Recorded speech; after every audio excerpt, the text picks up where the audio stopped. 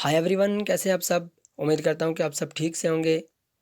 मैं हूं अब्दुल रूहानी और आज आपके लिए लेकर आया हूं फंडामेंटल राइट्स MCQS कुछ important questions.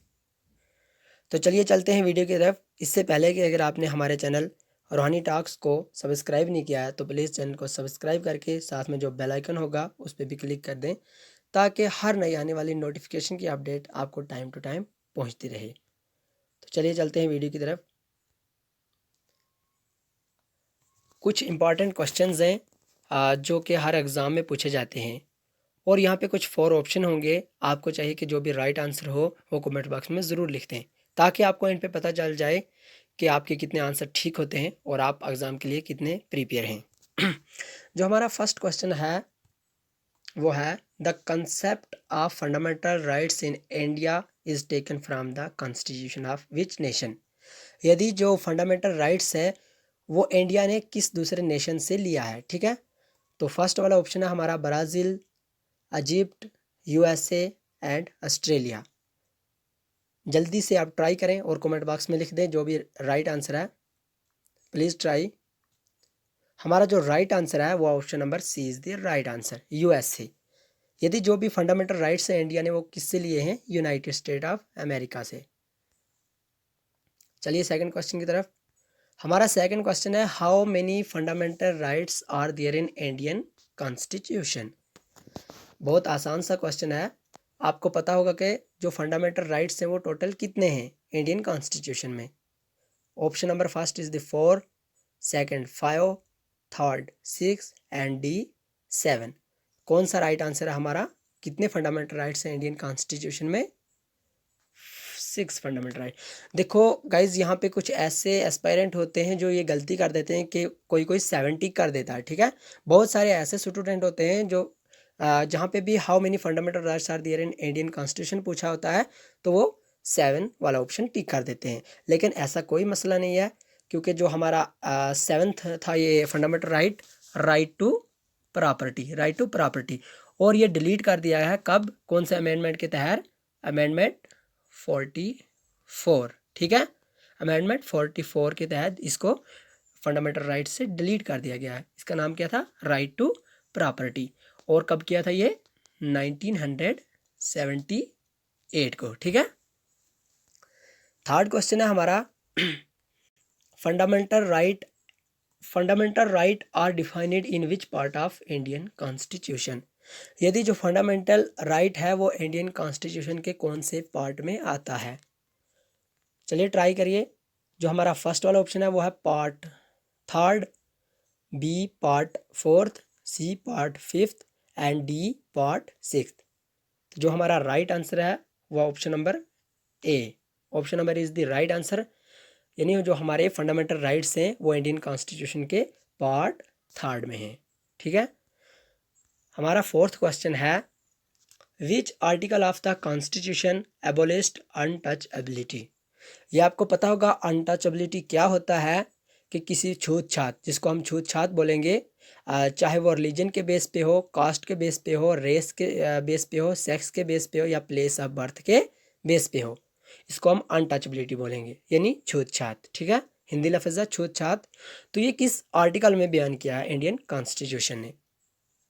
Option number first article 16, option number second article 17, option number C article 18 and option number D article 19। तो ये सिंपल सा क्वेश्चन है। इसका राइट आंसर है हमारा article 17 is the right answer, यदि B वाला ऑप्शन। फिफ्थ क्वेश्चन है हमारा cultural and educational right are mentioned in. यदि जो कल्चरल एंड एजुकेशनल राइट, ये भी हमारा एक फंडामेंटल राइट है और ये किस आर्टिकल में बयान किया है? Article option number A article 29 to 30, B article 29 to 31, C article 29 to 32, D article 29 to 33। जल्दी से ट्राई करें और कमेंट बॉक्स में लिख दें।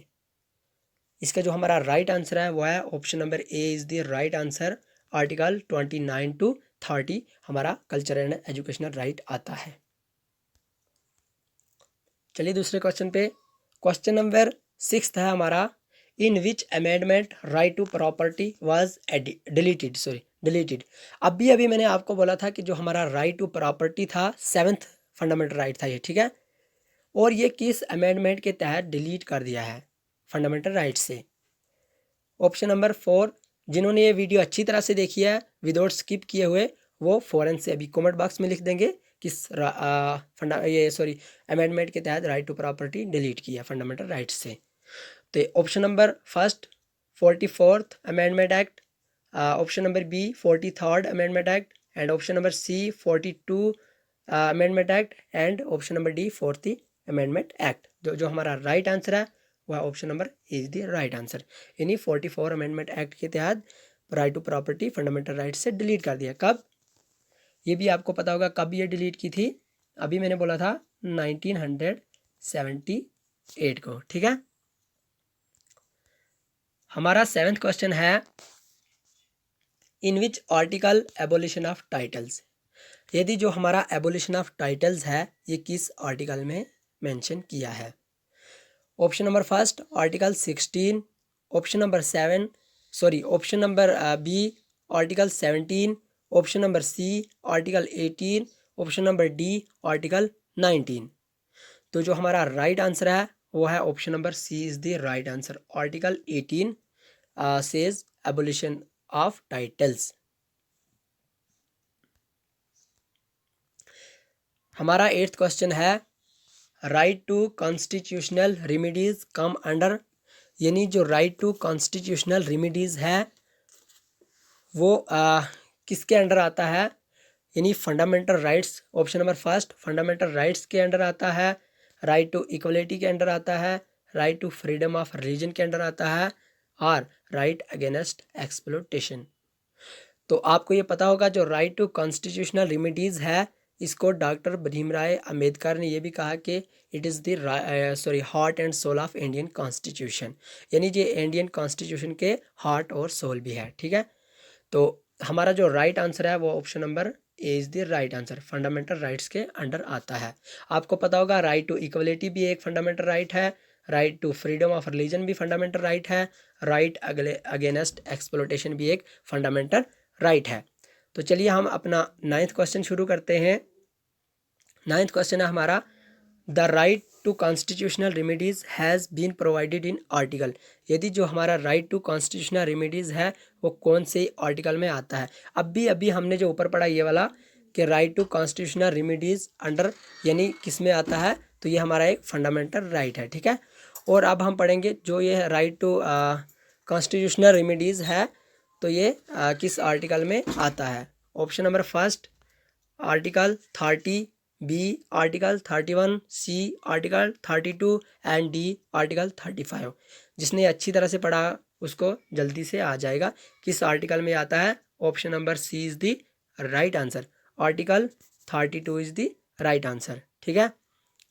अब हमारा है जो लास्ट का क्वेश्चन है वो है right to vote is A. यदि जो राइट टू वोट है वो क्या है, a political right, a civil right, a legal right, and economic right. तो हमारा जो राइट आंसर है वो है option number A is the right answer, right to vote is a political right, ठीक है। तो गाइज ये थे कुछ हमारे फंडामेंटल राइट्स के इंपॉर्टेंट क्वेश्चंस। उम्मीद करता हूँ कि आपको हमारी वीडियो अच्छी लगी होगी और आइंदा भी आपके लिए ऐसी वीडियो लेके आएंगे। जय हिंद, जय भारत।